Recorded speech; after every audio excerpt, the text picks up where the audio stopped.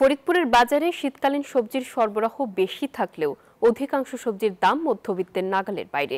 ভোক্তা পর্যায়ে শীতকালীন এসব সবজির দাম বৃদ্ধি পেলেও কৃষকেরা পাচ্ছে না ন্যায্য মূল্য।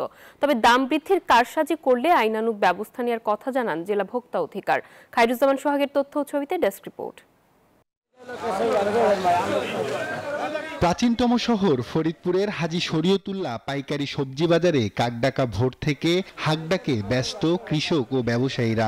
এছাড়াও পার্শ্ববর্তী জেলা মেহেরপুর, চুয়াডাঙ্গা ও যশোর থেকেও নানা ধরনের সবজি আসে এই বাজারে। তবে ক্রেতার অভিযোগ, বাজারে বাড়তি দামে বিক্রি হচ্ছে সবজি, পাশাপাশি ঝাঁজ বেড়েছে পেঁয়াজের দামেও। একদিনের ব্যবধানে বেড়েছে 10 টাকা। বর্তমান সময়ে শীতকালের সবজির আমদানি থাকলেও দ্রব্যমূল্যের মূল্য সহনীয় মাত্রায় নাই। এই বছর সবজির দামটা বেশি, ঠিক আছে, সবকিছুই বেশি দাম। এইভাবে হলে আমরা চলতে পারবো না। বাজারে কৃষকের কাছ থেকে প্রতি কেজি ফুলকপি প্রকারভেদে 35 থেকে 40 টাকা, বাঁধাকপি 15 থেকে 20 টাকা, লাউ 20 থেকে 25 টাকা, শিম 50 ও বেগুন 50 টাকা দরে কিনছেন পাইকাররা। তবে খুচরা এসে প্রকারভেদে বিক্রি হচ্ছে 60 থেকে 100 টাকা দরে। কৃষকরা বলছেন, ভোক্তা পর্যায়ে পৌঁছাতে হাত বদলে প্রতিনিয়ত এসব সবজির দাম বৃদ্ধি পাচ্ছে। ফলে মধ্যস্বত্বভোগীদের কাছে দিন দিন জিম্মি হয়ে পড়ছেন কৃষকরা।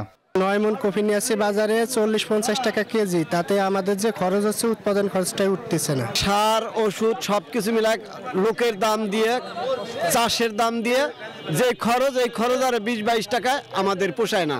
এদিকে ফড়িয়ারা লাভ করলেও ন্যায্য মূল্য পাচ্ছেন না বলে আক্ষেপ কৃষকের কণ্ঠে। আমরা যা ফসল উৎপাদন করি তাতে আমরা লাভবান পাচ্ছি না, হয় না, কিন্তু মধ্যস্থ লোক আছে তারা এই লাভবানটা খেয়ে ফেলাচ্ছে। তবে পরিবহন খরচের পাশাপাশি সরবরাহ কমার কথা জানান খুচরা বিক্রেতারা।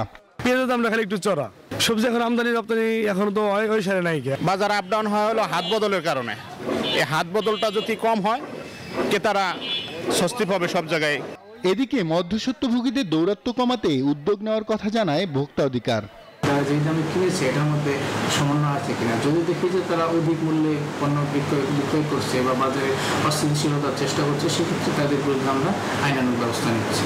পণ্যের ন্যায্য মূল্য নিশ্চিত করা না হলে দিন দিন সবজি উৎপাদনে আগ্রহ হারাবে কৃষক, এমনটাই মনে করছেন সংশ্লিষ্টরা। Desk report, news 24।